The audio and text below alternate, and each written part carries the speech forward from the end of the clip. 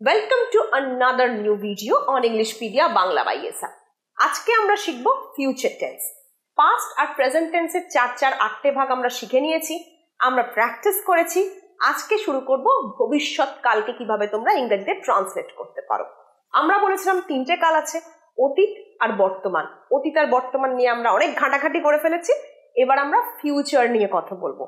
ভবিষ্যতে কোনো কাজ করব, কাজ করবে কেউ কিছুক্ষণ ধরে করতে থাকবে, সেইটা বোঝাতে আমরা ফিউচার টেন্স ইউজ করি। প্রেজেন্ট আর পাস্টের যে 4টে ভাগ করেছি, ফিউচারেও 4টে ভাগ করতে হবে। বলে নি একবার, ফিউচার ইনডেফিনিট বা simple future, future continuous, future perfect আর ফিউচার পারফেক্ট কন্টিনিউয়াস। আজকের ক্লাসে আমরা প্রথম দুটো ভাগ নিয়ে আলোচনা করব, দ্যাট ইজ সিম্পল ফিউচার বা future indefinite and future continuous. Let's begin the class. But before beginning তোমরা জানো তোমাদের কি করতে হবে, একটা লাইক করতে হবে ভিডিওটা, আর কমেন্ট করতে হবে এবং শেয়ার করতে হবে। শেয়ার করতে কেন বারবার বলি, যাতে ভিডিওটা তোমাদের মতো আরো অনেক শিক্ষার্থীর কাছে পৌঁছায় যাদের পেইড ক্লাস অ্যাফোর্ড করার ক্ষমতা নেই, অথবা যাদের কমেন্টে উত্তর সঠিক বলে দেওয়ার কেউ নেই। আমি কিন্তু এক্সক্লুসিভলি কমেন্টে তোমরা যে কোয়েশ্চেনগুলো লেখো অথবা প্র্যাকটিসের জন্য তোমাদের যে সেন্টেন্স লিখতে বলি, সেগুলো কিন্তু আমি রিপ্লাই দিই individually. So this is something extra you are getting from my class. আমার ক্লাসে এটা তোমাদের একটা বোনাস সুযোগ, তাই অনেক শিক্ষার্থীরা যাতে ফ্রিতে এই সুযোগটা নিতে পারে তার জন্য তোমাদের করতে হবে একটা ছোট্ট উপকার। আমার উপকারের সাথে সাথে উপকারটা তাদেরও হবে, তাই শেয়ার করে দাও। আর শুরু করি চলো আজকের ক্লাস। ফিউচার টেন্স আমরা শিখব। ফিউচার টেন্স কাকে বলে, কখন ইউজ করব? ভবিষ্যৎকাল। ফিউচার টেন্স হচ্ছে ভবিষ্যৎকাল। আমি তোমাকে ফোন করব, ফোন এখনো করছি না বা করিনি, করব মানে পরে করব, ভবিষ্যৎ মানে পরে যে কাজটা করবে। আমি কালকে এক্সাম দেব, আমার মামা কাল আসবে, আমার বাবা 1 মাস পর দিল্লি যাবে। এইগুলো সবই ভবিষ্যৎকাল, সবই আমরা ফিউচারে করব। তাই আমরা ভবিষ্যৎকাল নিয়ে আজকে ডিসকাস করব। দুটো টেন্স শিখবো। কি কি? একটা হচ্ছে সিম্পল ফিউচার আর একটা হচ্ছে ফিউচার কন্টিনিউয়াস। সিম্পল ফিউচার আমরা কখন ইউজ করব?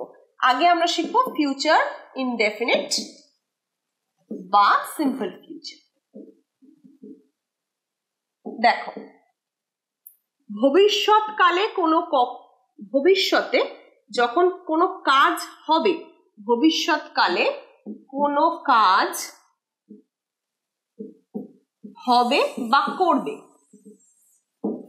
এইটা বোঝাতে আমরা ফিউচার সিম্পল বা ফিউচার ইনডেফিনিট ইউজ করব। এই যে এতগুলো উদাহরণ দিলাম, আমি তোমায় কল করব, আমি ভিডিওটা দেখব, তোমরা কি সিনেমাটা দেখবে? ফিউচার টেন্স প্রশ্ন। তাহলে ভবিষ্যৎকালে কোনো কাজ হবে বা করবে, এটা বোঝাতেই কিন্তু তোমরা কি ইউজ করবে? Future tense. ফিউচার টেন্সের স্ট্রাকচার কি? সাবজেক্ট প্লাস উইল অথবা shall plus V1 plus rest of the sentence. যেমন আমি একটা লিখি, I will go, they will come, he will eat. বুঝতে পারছো? তাহলে সাবজেক্ট, উইল বা শ্যাল প্লাস V1, তারপর বাকি সেন্টেন্স। ধরো বললাম he will eat mangoes, they will come tomorrow, I will go next week. এইভাবে ভবিষ্যতে বোঝাতে একদিন পর থেকে ইনডেফিনিট টাইম, 1 বছর পরেও ভবিষ্যৎ, একদিন পরেও ভবিষ্যৎ। তাহলে একদিন পর থেকে, আজকের পর থেকে যেটাই তুমি বোঝাবে সেটাই ভবিষ্যৎকাল। তার স্ট্রাকচার হচ্ছে এটা। ধরো আমি বললাম আগামী 1 বছর পর আমি লন্ডন যাব, I will go to London next year. I will go to London next year. He will come to India, he will come to India after 2 years. তারা 2 বছর পর ইন্ডিয়াতে আসবে। I will play cricket next month. আমি next মাসে বা পরের মাসে ক্রিকেট খেলবো। ভবিষ্যতে তুমি যেটাই করবে সেটাই বোঝাবে will বা shall প্লাস V প্লাস 1, মানে first form plus rest of the sentence. এইটুকু যদি ক্লিয়ার হয়ে থাকে, এই জাস্ট এই ছোট্ট কনসেপ্টটুকু, just write clear in the chat box, তাহলে বুঝে যাব যে কারা কারা ভিডিওটা দেখে এই অবধি তাদের ক্লিয়ার হয়েছে। এবার যাদের ক্লিয়ার নয় তারা কি করবে, তারা তোমাদের প্রশ্নটা চ্যাট বক্সে লিখবে।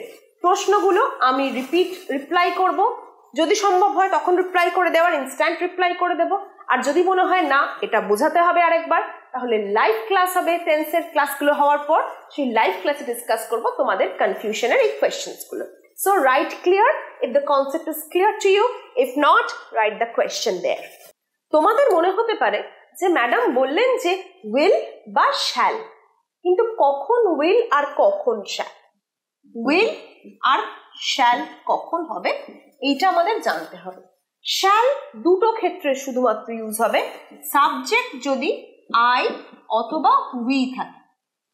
I বা we হলে আমরা shall ইউজ করব, আর will I, we, she, he, they, সমস্ত ক্ষেত্রে it, এই সমস্ত ক্ষেত্রে আমরা will ইউজ করতে পারি। will জেনারেলি এই দুটো ক্ষেত্রে কেন ইউজ হয়, কখন ইউজ হয় বলছি, শুধু মনে রাখো shall আমরা I, we এর ক্ষেত্রে ইউজ করব, বাকি আর কোনো ক্ষেত্রে shall ইউজ হবে না। will কিন্তু সেফলি সবেতে ইউজ করতে পারো।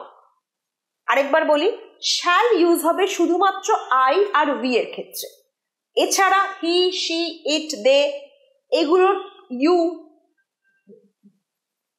এগুলোর ক্ষেত্রে কিন্তু shall ইউজ হবে না। shall ইউজ হবে শুধু I আর we এর ক্ষেত্রে। অপরদিকে will কিন্তু সেফলি তুমি সবকটার ক্ষেত্রে ইউজ করতে পারো।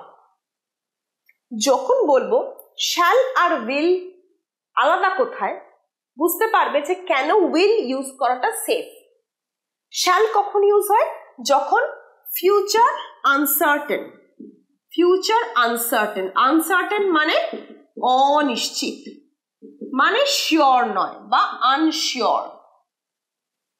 ফিউচার যখন আনশিওর বা আনসার্টেন, অনিশ্চিত, তখন তোমরা shall ইউজ করতে পারো। যেমন বলছি I shall call you,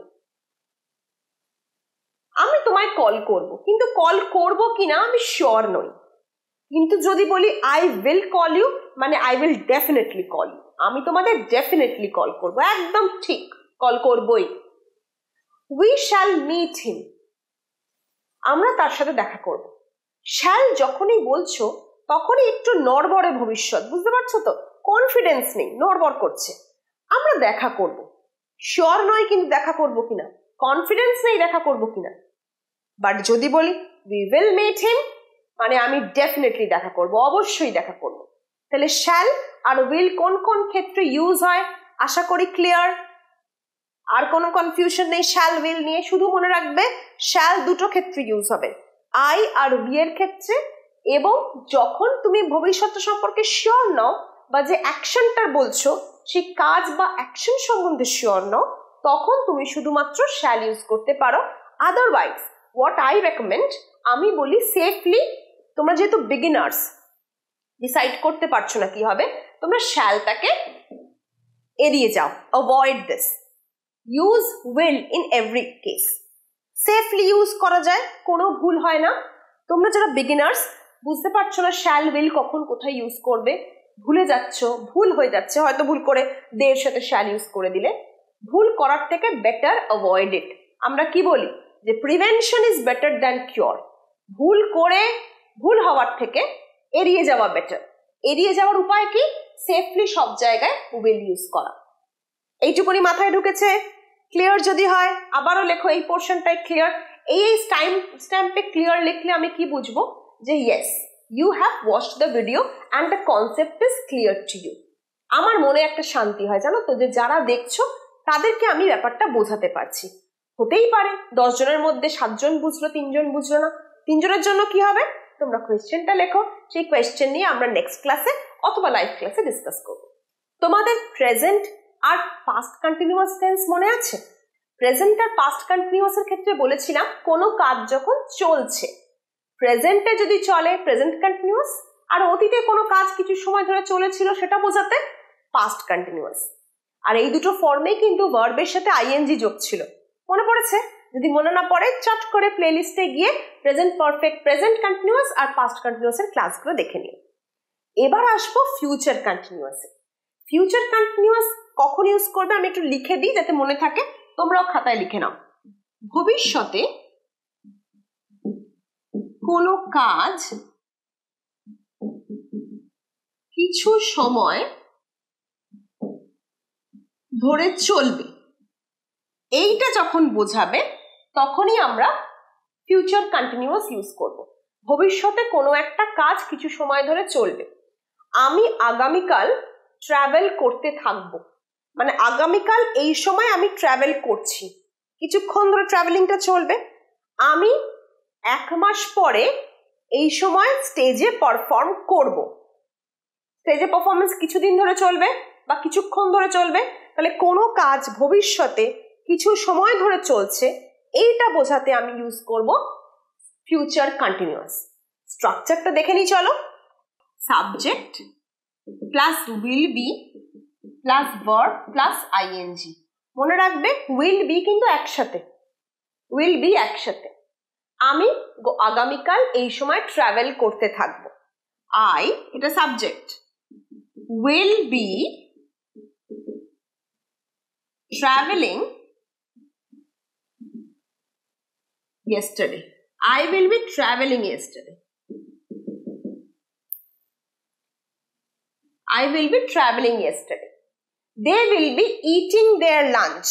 They will be eating their lunch. তারা লাঞ্চ খেতে থাকবে। I will be going to the market. She will be coming for a vacation. সে হয়তো এই সময় আসবে, ভেকেশনে আসতে থাকবে। She will be coming for a vacation. I will be going for shopping. বুঝতে পারছো? তাহলে ভার্ব যখন ভার্ব মানে অ্যাকশন ভার্ব, কোনো কাজ ভবিষ্যতে কিছু সময় ধরে চলবে, এইটা আমি যখন বর্তমানে বোঝাবো তখনই আমরা ইউজ করব ফিউচার কন্টিনিউয়াস। তার স্ট্রাকচার হচ্ছে এটা। এবার মনে প্রশ্ন আসতেই পারে, ম্যাডাম কোয়েশ্চেন যদি হয় তখন কি করব? এটা যদি কোয়েশ্চেন করতে হয় যে সে কি আসতে থাকবে, আমি কি বাজারে যেতে থাকবো, কোয়েশ্চেন করছো, তাহলে ইন্টারোগেটিভের ফরম্যাটটা কি হবে? ইন্টারোগেটিভের ক্ষেত্রে শুধুমাত্র উইলটা সামনে চলে আসে। Will you be travelling tomorrow? Will you be travelling tomorrow? তাহলে কি স্ট্রাকচার হলো? Will plus subject plus be plus V I N G plus বাকিটা। এটা আমার ইন্টারোগেটিভের subject with a question mark, এটা আমার ইন্টারোগেটিভের স্ট্রাকচার। শুধুমাত্র আমি এখানে বলেছিলাম উইল বি, এই উইলটা শুধুমাত্র সামনে চলে আসবে ইন্টারোগেটিভের ক্ষেত্রে, উইলটা সামনে চলে আসবে। Will you be coming for a vacation? Will she come for a vacation? Will I be going for shopping? Will he be going for marketing? Will he be going to market? I will be going to school. Clear? আমি যখন প্রশ্ন করব বা normal বলবো, দুটো ক্ষেত্রেই কিন্তু structure আলাদা। যখন সাবজেক্ট আর উইল বি তারপর একসাথে থাকবে তখন নর্মাল অ্যাসার্টিভ সেন্টেন্স, আর যখনই সেটা প্রশ্ন করবে কাউকে এই টেন্সটা ইউজ করে, উইলটাকে জাস্ট সাবজেক্টের আগে নিয়ে চলে আসবে। তোমার কাজ শেষ, তোমার কাজ শেষ। কাজ শুধু এটুকুনই যে তোমাকে উইলটাকে সামনে আনতে হবে। স্ট্রাকচার দেখো, will subject V plus ING, be plus verb ING, এইটা তোমার subject.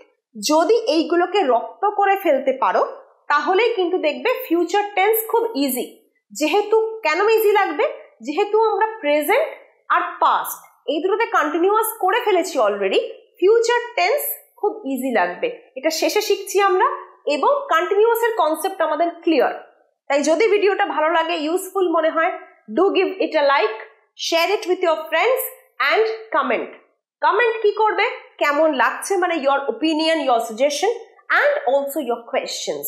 I will see you in the next video. Till then, take care.